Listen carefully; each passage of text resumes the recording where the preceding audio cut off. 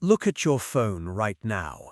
Somewhere on it, there is probably a period tracking app, a fertility calculator, or at minimum, a calendar with dates circled. You have access to more reproductive knowledge in your pocket than every human who ever lived before the year 1800 combined.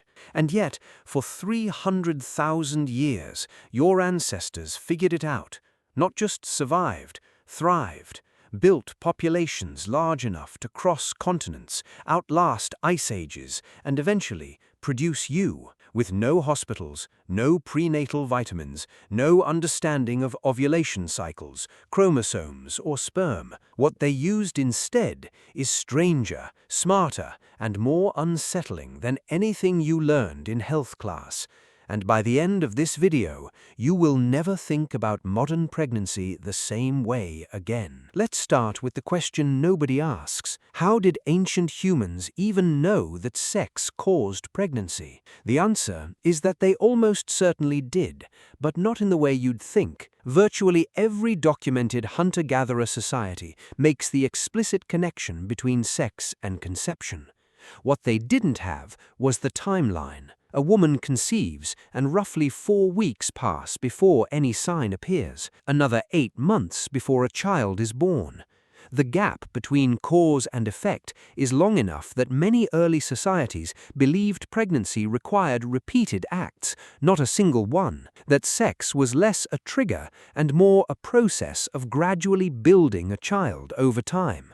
This wasn't ignorance, it was a reasonable empirical conclusion from the available evidence, and in practical terms, it produced exactly the same behavior. If you wanted children, you kept trying. If you didn't, you needed other solutions. And this is where your ancestors were quietly brilliant in ways that took modern science centuries to rediscover. The most powerful contraceptive in the prehistoric world wasn't a plant, a ritual, or a barrier. It was a breast. Specifically, it was breastfeeding, extended, intensive, round-the-clock breastfeeding that modern lactation consultants would consider extreme. Kung San women in the Kalahari, one of the last groups living close to the original human pattern, nurse their infants roughly every 15 minutes throughout the day, not every 4 hours like modern guidelines suggest. Every 15 minutes. The result is a hormonal suppression of ovulation so complete that Kung women average 4 to 5 years between births, naturally, without any other intervention. Modern women who breastfeed achieve 6 to 12 months of this suppression. The difference is feeding frequency. Your ancestors weren't spacing their children by accident. They were doing it with their bodies, and it worked with extraordinary precision. But what happened when spacing failed, or when a woman wanted to conceive and couldn't? Here is where the pharmacological record gets genuinely extraordinary. Analysis of dental calculus, the hardened plaque on ancient teeth from Neanderthal remains at El Cidrón Cave in Spain, revealed consumption of plants with no nutritional value whatsoever. Yarrow, chamomile, and other species that appear in the archaeological record, specifically at sites associated with births and burials. These plants have documented biochemical effects. Yarrow stimulates uterine contractions. Pennyroyal, used across dozens of unconnected historical cultures on multiple continents, disrupts implantation. Wild carrot seed, Queen Anne's lace, has compounds that modern pharmacology has confirmed interfere with progesterone. These weren't folk superstitions, they were a working pharmacopoeia, refined across hundreds of thousands of years of trial and error by women who paid personally for every mistake. Now here's the part that genuinely stopped evolutionary anthropologists cold when they first worked it out. Human childbirth is uniquely dangerous among all primates. Every other great ape gives birth relatively easily, alone, often at night. A chimpanzee mother reaches down and guides her infant out without help. A human mother cannot.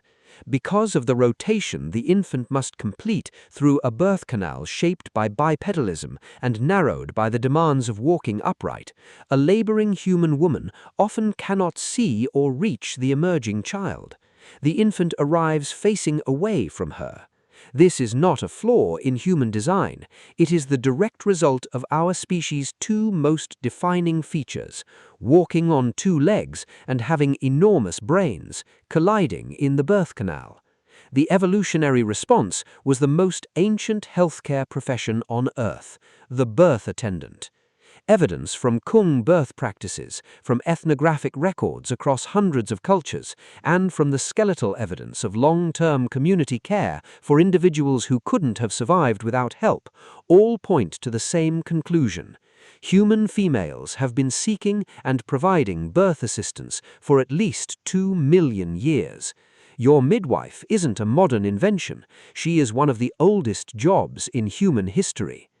And then there are the figurines.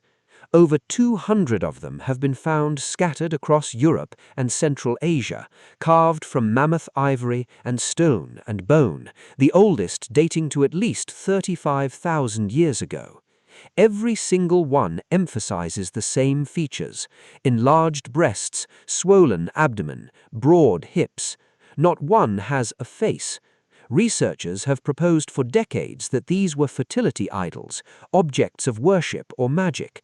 But in 1996, anthropologist Leroy McDermott noticed something strange. If you hold one of these figurines and look down at it from above, exactly the angle a pregnant woman has when she looks at her own body, the proportions match perfectly. The foreshortened legs, the prominent belly, the faceless form.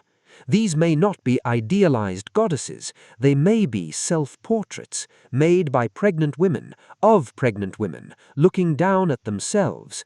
The oldest mirrors in human history, carved in ivory, capturing the one view of a pregnant body that no one else could see. Look at your phone again. The app on it, the calendar, the knowledge you carry without thinking, none of it appeared from nowhere. It is the last chapter of a 300,000-year story written by women who figured out the same problems with nothing but plants, time, and each other. The science changed. The ingenuity didn't.